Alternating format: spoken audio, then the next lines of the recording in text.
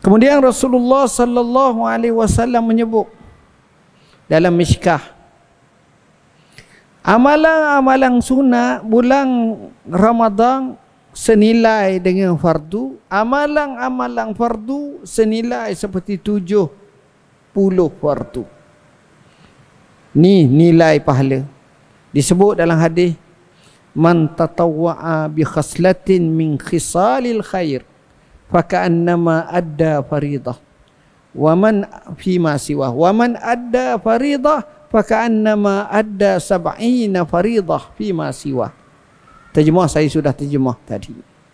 Kemudian seterusnya kita nak tengok sikit bagaimana bulan Ramadan ni sehingga disebut awwaluhu rahmah wa wasatuhu maghfirah wa akhiruhu itkum minan nar.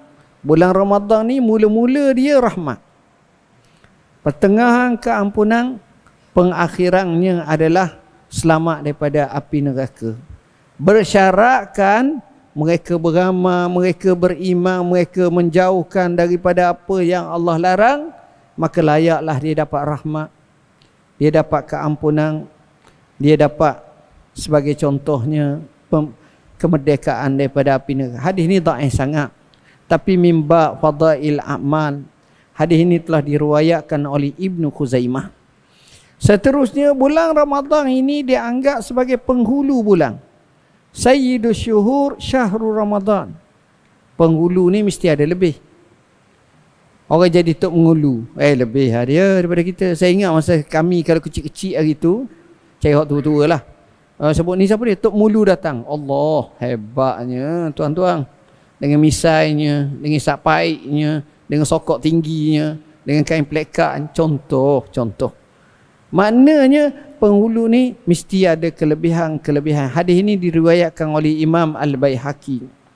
Sebenarnya tuan-tuan, Abu Mas'ud Al-Ghifari telah menyebut dalam hadis riwayat Baihaqi, Rasulullah sallallahu alaihi wasallam bersabda, "Lau ya'lamul ibad ma fi syahri Ramadan, latamannal ibad an yakuna syahru Ramadan sanah."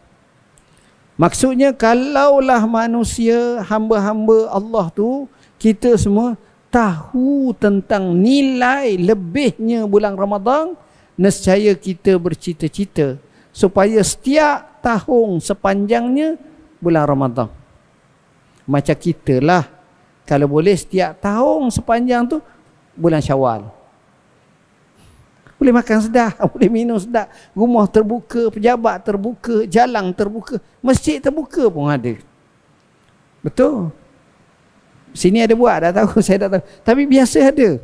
Nak ceritanya seronok. Tapi kalau manusia tahu bulan Ramadan,